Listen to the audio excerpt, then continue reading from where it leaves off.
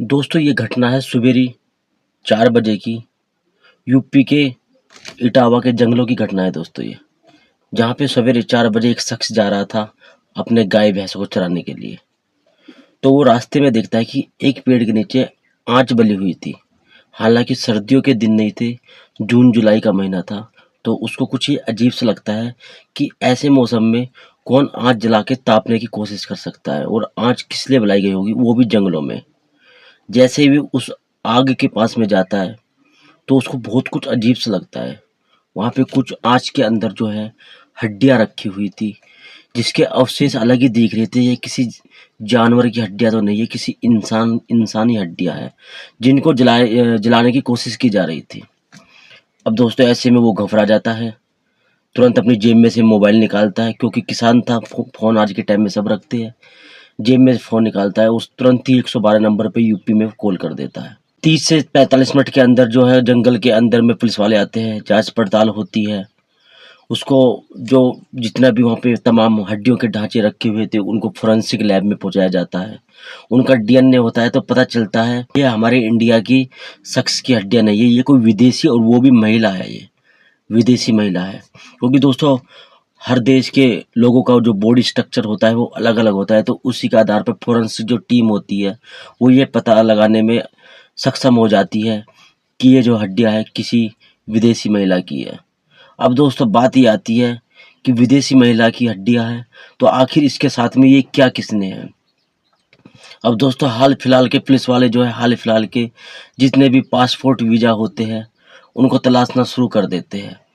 ये देखना शुरू कर देते हैं कि जल्दी में ही भारत के अंदर कौन आया है और कौन मिसिंग है, कौन अभी तक जो है वापस जा नहीं पाया है।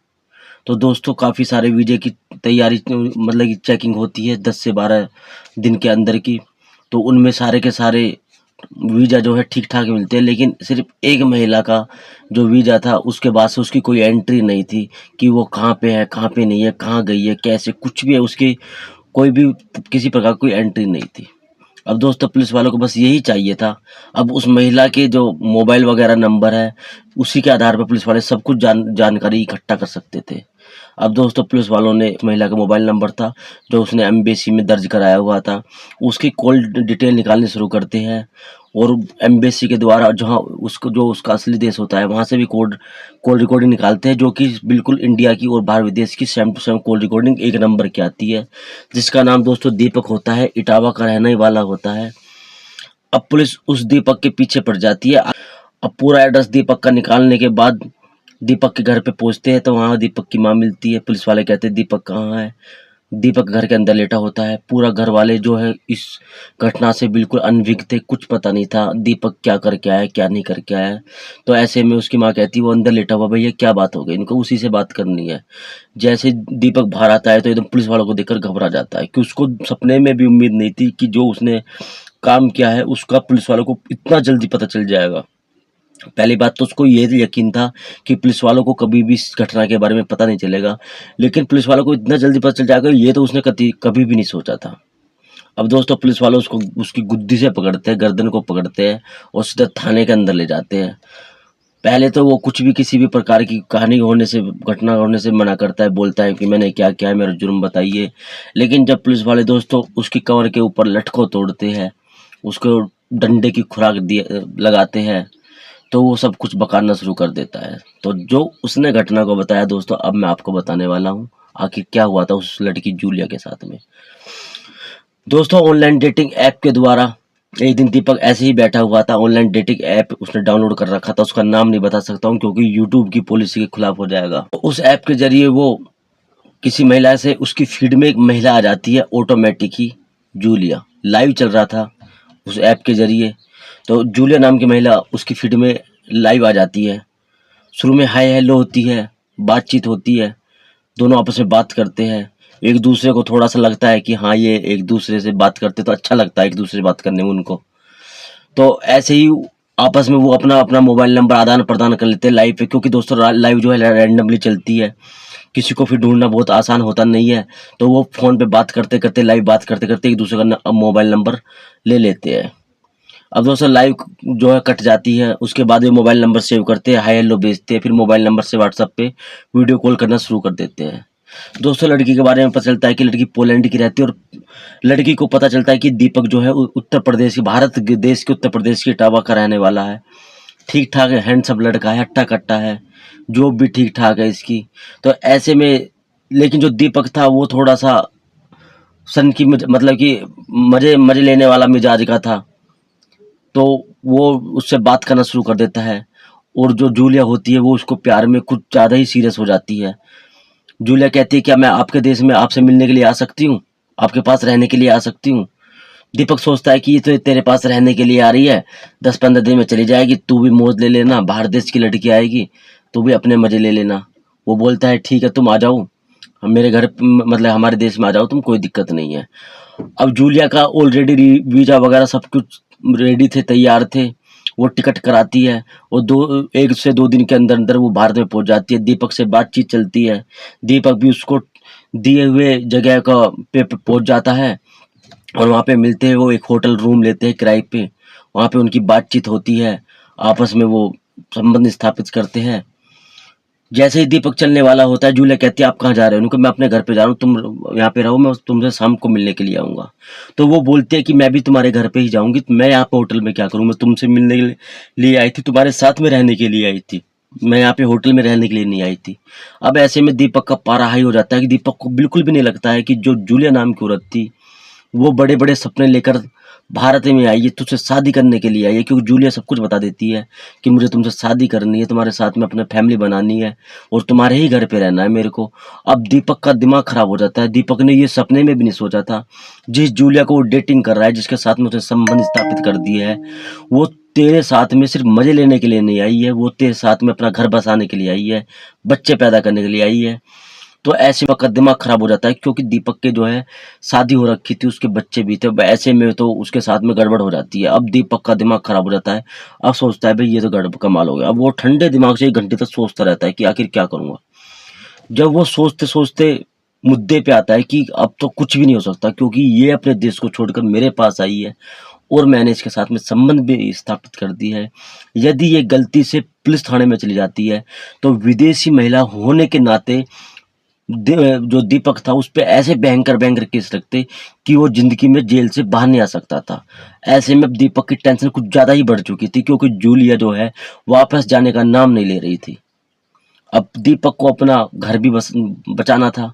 जूलिया के साथ में वो सेफ नहीं था, क्योंकि जूलिया विदेशी महिला थी, शादी करता तो फिर दूसरी पत्नी का क्या होता। तो ऐसे में दीपक के दिमाग में एक आइडिया आता है, क्यों ना इस जूलिया को ही अपने रास्ते से हटा देते हैं। तो दोस्तों रात 9 बजे की बात है। वो जूलिया के पास में होटल में दोबारा पहुंचता है। उसके लिए काफ़ी सारी ड्रिंक वगैरह, बियर वगैरह लेकर आता है, चिकन वगैरह लेकर आता है। दोनों पार्टी करते हैं, संबंध स्थापित करते हैं। बियर की पार्टी चलती है, जूलिया को नशा हो जाता है, दीपक को भी नशा हो जाता है। लेकिन दीपक ने अपने दिमाग के अंदर एक बहुत ही भयंकर जो है घटना को अंजाम देने की जो तैयारी कर ली थी। उसको मालूम था अपने लोकल के एरिया में एक जंगल है जो कि काफ़ी सुनसान है।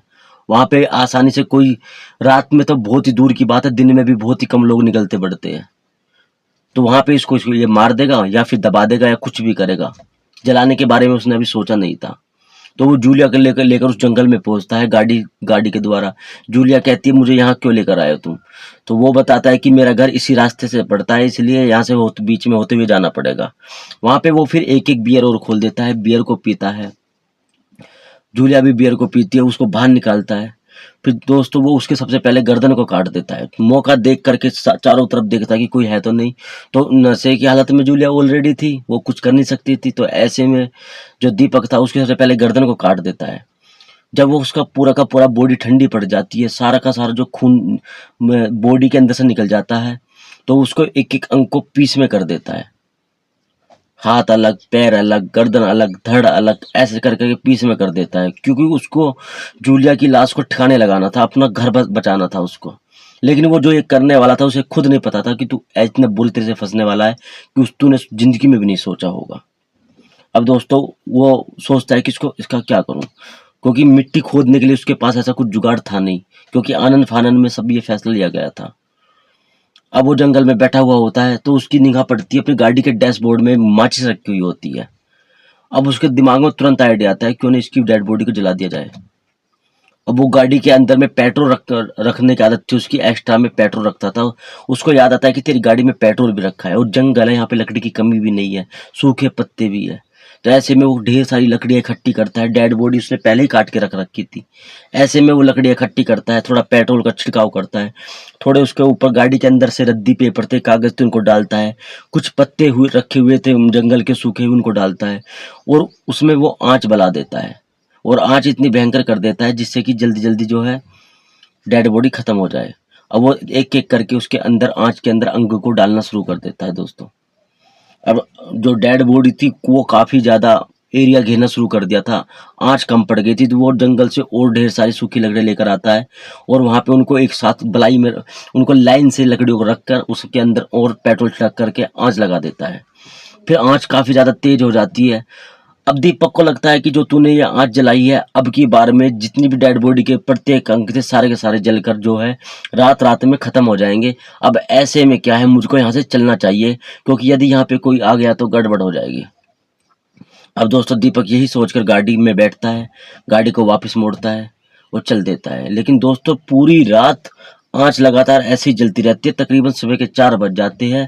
जैसा कि मैंने आपको बताया था एक गवाला होता है, गाय भैंस को चराने वाला होता है, वो जंगल से निकलता है तो वहाँ पे अभी भी कुछ अंग बचे हुए थे, यानी कि हड्डियाँ कुछ शेष बची हुई थी, पूरी तरह से डिस्ट्रॉय नहीं हुए थे, ख़त्म नहीं हुई थी। तो फिर उसके बाद वो पुलिस को कॉल करता है और सारी की सारी घटना आपको पता ही है, कैसे पुलिस वाले दीपक सिंह तक पहुँचते हैं, कैसे उससे सारे राज उगलवा देते हैं और सारी घटना आपके सामने है। तो दोस्तों आज की स्टोरी में बस इतना ही। स्टोरी आपको कैसी लगी? ये एक रियल घटना पे आधारित स्टोरी है और कमेंट में बताना कि स्टोरी आपको कैसी लगी। वीडियो को लाइक भी करना, चैनल को सब्सक्राइब करना और ऐसी मज़ेदार वीडियो देखने के लिए।